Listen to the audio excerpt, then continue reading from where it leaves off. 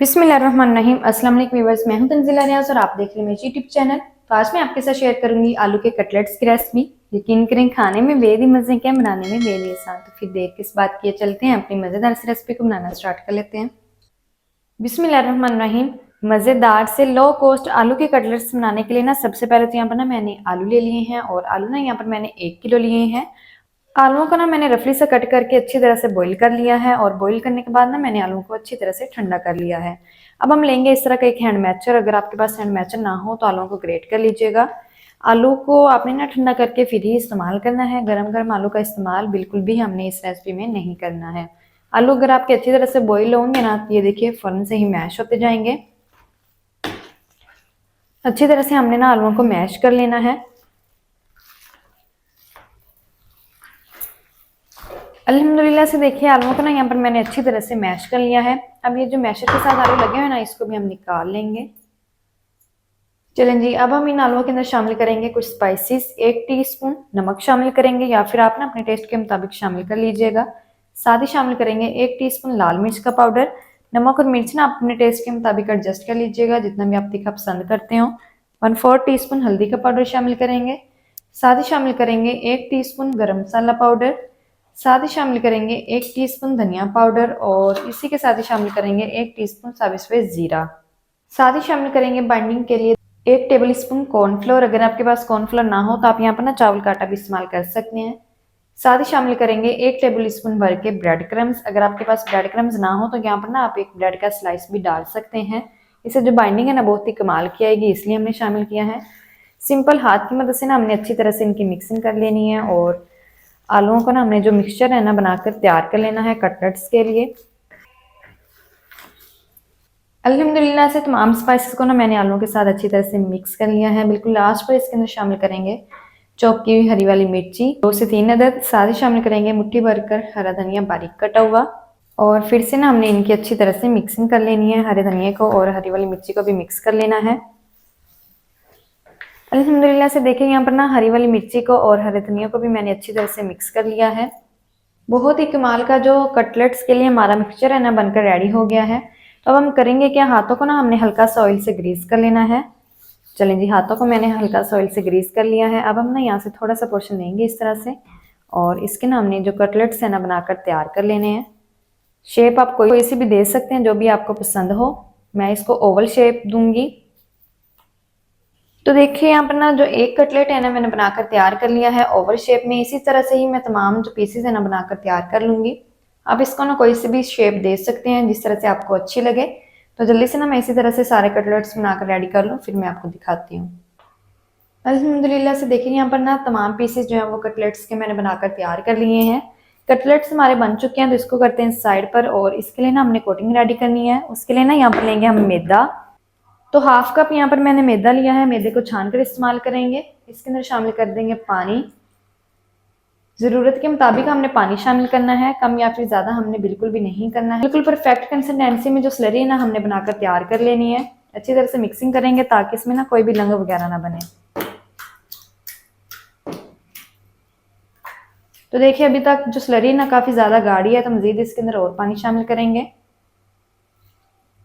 चलें जी, 1 कप पानी और आधा कप मैदा अच्छी तरह से मिक्सिंग कर लेंगे। अल्हम्दुलिल्लाह से देखिए यहाँ पर ना मैंने अच्छी तरह से मिक्सिंग कर ली है। अब ना इस स्लरी के अंदर कोई भी लंग वगैरह नहीं है और ये देखिए बिल्कुल परफेक्ट कंसिस्टेंसी में जो स्लरी ना हमारी बनकर तैयार हो चुकी है। मैं ना आपको इसकी जो कंसिस्टेंसी है ना वो भी चेक करवाती हूँ। अच्छा, आप यहाँ पर ना स्लरी की जगह पर अंडों का भी इस्तेमाल कर सकते हैं। अगर आप स्लरी ना बनाना चाहें तो यहाँ पर अंडे को फेंट कर ले सकते हैं।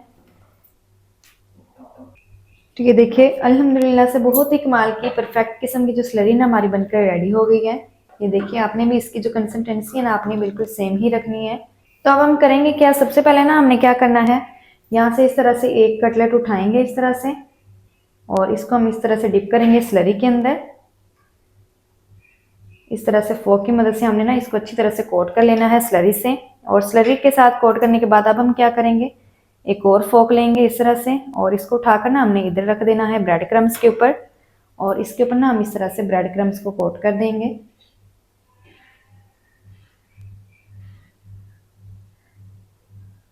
इस तरह से तमाम साइडों से अच्छी तरह से हमें ना ब्रेड क्रम्स के साथ इनको कोट कर लेना है। सारी साइडों से अच्छी तरह से हम इसको कोट कर लेंगे। अल्हम्दुलिल्लाह से देखिए जो एक कटलेट है ना मैंने बनाकर तैयार कर लिया है, कोट भी कर लिया है। इसी तरह से तमाम पीसेस में रेडी कर लूँ, फिर मैं आपको दिखाती हूँ। अल्हम्दुलिल्लाह से देखिए यहाँ पर ना तमाम पीसेस को मैंने ना अच्छी तरह से ब्रेड क्रम्ब से जो है वो कोट कर लिया है। अच्छा, आप इस टाइम पर ना इन कटलेट्स को जो है वो फ्रीज भी कर सकते हैं। इसको ना फ्रिज या फिर फ्रीजर में आप रखें, जब ये अच्छी तरह से ठंडे हो जाए ना, फ्रीज हो जाए, फिर ना आपने इसको जिपलॉक बैग या फिर एयरटाइट कंटेनर में डालना है और फ्रीज कर लेना है 1 मंथ तक। तो ये बिल्कुल भी खराब नहीं होंगे। जब आपका दिल चाहे इसको निकाल लें और फ्राई कर कर आप इसको इंजॉय कर सकते हैं। तो मैंने ना इनको जो है वो फ्रीज नहीं करना है, मैंने जस्ट आपको तरीका बताना था और इनको मैंने फ्राई करना है। तो जल्दी से ना अब हम चलते हैं फ्राई की तरफ और इनको फ्राई कैसे करना है तमाम तरीका मैं आपके साथ शेयर करती हूँ। तो इन कटलेट्स को फ्राई करने के लिए ना यहाँ पर जो कुकिंग ऑयल है ना वो मैंने अच्छी तरह से गर्म कर लिया है। फ्लेम को ना मैंने मीडियम कर दिया है। मीडियम फ्लेम पर हम इनको फ्राई करेंगे। एक टाइम में जितने पीसेस आ जाएंगे उतने हम डाल देंगे।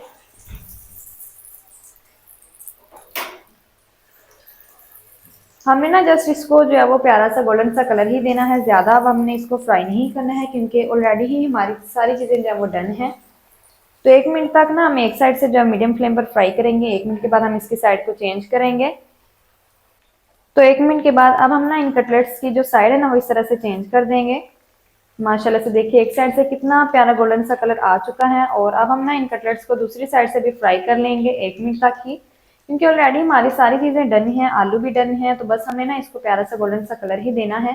तो मीडियम फ्लेम पर इसको फ्राई करेंगे दूसरी साइड से भी।